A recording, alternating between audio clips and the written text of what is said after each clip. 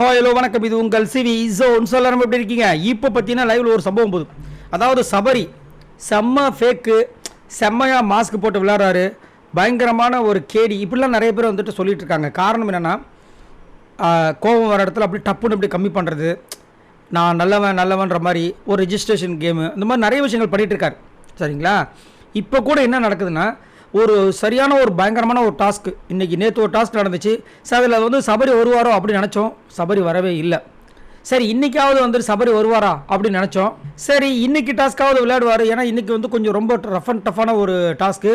அது மட்டும் இல்லாமல் லேடிஸ் வந்து ரொம்ப கஷ்டம், ஜென்ஸை வந்து கொஞ்சம் போராட வேண்டிய ஒரு டாஸ்க்கு அப்படின்னு இருக்கும்போது, சரி இதில் வந்து அதுவும் சூப்பர் டிலக்ஸில் திவாகர் இருக்கார், வினோத், சபரி, இந்த மாதிரி இருக்கும்போது எஃப்ஜே இப்போ வந்து ஒரு டாஸ்கில் விளையாண்டவங்க இன்னொரு டாஸ்கில் விளையாட முடியாது, இன்னொரு ரவுண்டில் விளையாட முடியாது.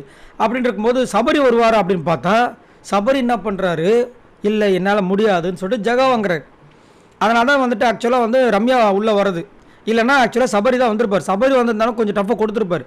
ஆனால் சபரி கொஞ்சம் கிளவராக என்ன பண்ணுறாரு, இந்த மாதிரி அடித்தடியான டாஸ்க்லலாம் வந்துட்டு, ஏன்னா போனால் கண்டிப்பாக பிரச்சனை வரும்.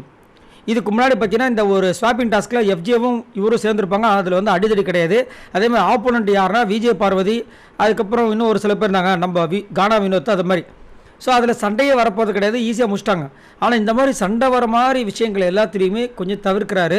அதே மாதிரி சண்டை வர இடத்துல இல்லாமல், சண்டை யார் போகிறாங்களோ அவங்களுக்கு பஞ்சாயத்து பண்ணுற தலைவர் மாதிரி ஒரு போர்வை வந்துட்டு இந்த சீசன் 9 ஸ்டார்ட் பண்ணி 4வது வாரத்துலேயே ஒரு விஷயத்தை கொண்டு வந்திருக்காரு. நீங்கள் நல்லா நோட் பண்ணி தெரியும்.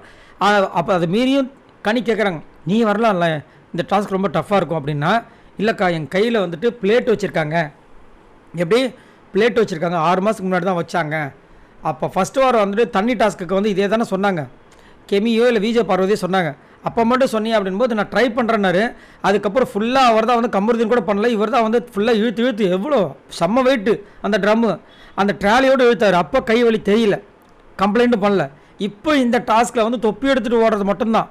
ஆனால் கை வலிக்குது, கை வலி பிரச்சனை ஆகிடும் அப்படின்றாரு. ஸோ பயங்கர கிளவராக மற்றவங்கள கோத்து விட்டு நல்லா அழகாக, ஏன்னா இந்த டாஸ்க்கை சப்போஸ் ஏதாவது பிரச்சனையாச்சு வச்சுக்கோங்க, அதுலேருந்து ஒரு கான்ஃப்ளிக்ட் உண்டாகும், அதுலேருந்து பிரச்சனை வரும். எதுக்கு நம்மளுக்கு பிரச்சனை, இப்போ நம்ம கரெக்டாக தான் போயிட்டுருக்கோம் அப்படின்ற மாதிரி.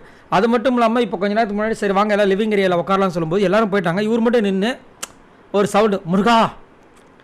நான் இதை பார்க்கும்போது முத்துக்குமரன் ஆரியெல்லாம் பண்ணுறத இவர் ட்ரை பண்ணுறாரோ, ஆனால் அந்த அளவுக்கு ஒரு சுச்சுவேஷன் இன்னும் வரல. முருகா அப்படின்னு கத்திட்டு உள்ளே போகிறாரு. எப்படியோ நான் தப்புச்சிட்டேன்னு நினச்சிட்டு போகிறாரா, இல்லை இந்த சீனுக்கும் அந்த சீனுக்கும் மேட்ச் பண்ணி நம்மளோட வியூவர்ஸ் ஃபேன்ஸ்லாம் வந்து அதை பண்ணுவாங்கன்னு நினச்சி பண்ணுறான்னு தெரியல. நல்லா இல்லை. சரி, உங்களோட கருத்தை சொல்லுங்கள். எதுக்காக சபரி இப்படி விலகி எல்லாத்துலேயும் ஜகா வாங்குறாரு? ஆனால் ஒரு நல்ல ஒரு இடத்துல தான் இருக்கார், ஓட்டிங்ஸ்லேயும் சரி எல்லாத்துலேயுமே சரி. இவரை பற்றி என்ன நினைக்கிறீங்க? மறக்காமல் கமெண்ட்ஸ் பண்ணுங்கள். பாய் நண்பர்களே.